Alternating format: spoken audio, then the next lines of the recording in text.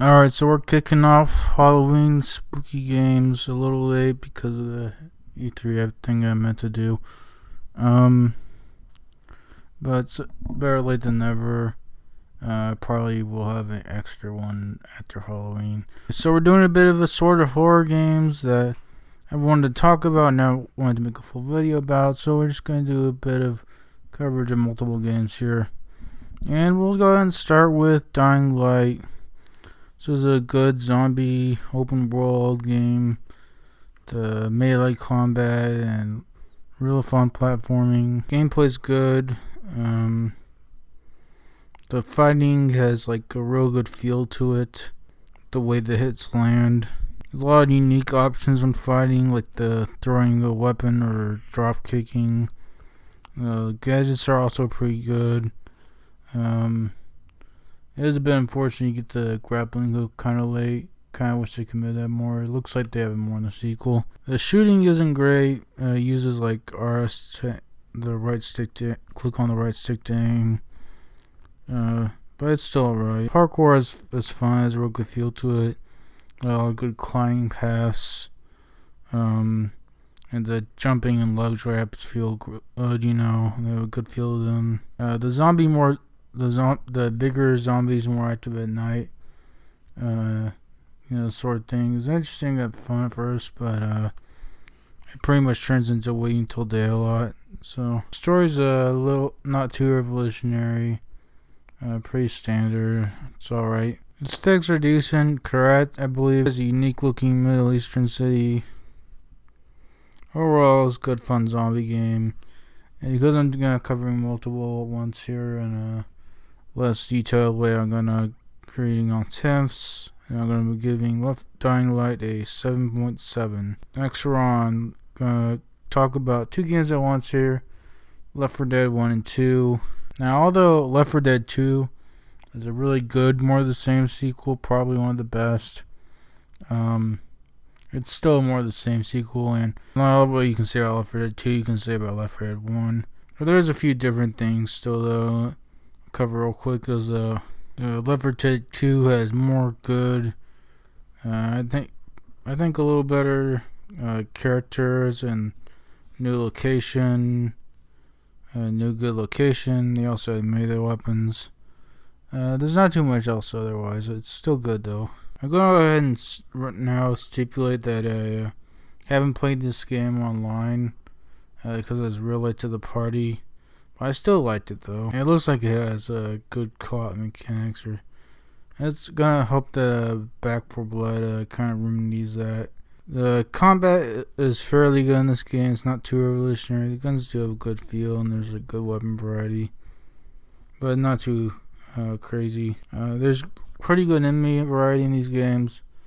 A lot of archetypes for zombie games and games in general kind of formed from these games. The bloater and the smoker and the jockey, the charter tank. See a lot of like sort of similar versions of those. These games have real good level design, have a good flow to them. It keeps things constantly exciting with a good pace, the good random elements. The story's decent with likable characters in each. There's a decent little cartoon sort of ish graphics, aesthetics. Hope After Blood is good. Overall, it's fun games. And with the stipulation that I haven't played online, giving Left 4 Dead 1 an 8.0 and Left 4 Dead 2 an 8.2. It's going over Amnesia 2, A Machine for Pigs. This is a very disappointing sequel. Shows how you can make a similar game with much less quality. The gameplay is the same and the story is similar, but the horror is way off. The levels don't let you wander as much to make your own scares. There's still a little open, but it's not quite the same. And the enemies just really don't work too well. Oh, yeah. It's a big man! A big man! The pigmans just aren't scary. And there's a little variety with them. It's pretty much the same basic pigman every time. The last one's a little different. It's a little better, but it's not like it's anything in the first game. And these ones variety really kept you on their toes. Don't know what's coming around. I'm expecting this as a big part of horror, and this game just doesn't have that. Aesthetics aren't as good either. There's too many well-lit areas. And Amnesia Rebirth also had well-lit areas. I feel like I used them better. Really sort of like, they were like very well lit, and they're used to let you calm between horror segments, and also it had a dark area wider away. This game doesn't have a dark area for a good bit. It did have a few interesting locations, like the old-timey town, the old-timey factory, but it's still not as good and has less variety in the other one. And another thing pretty bad about this is it's very short, at only about like 4.5 hours. Overall, pretty disappointing sequel, and I'm giving it a 6.0. And now we're going to talk about Outlast. I think this game has become a little overrated because it has a really strong opening level.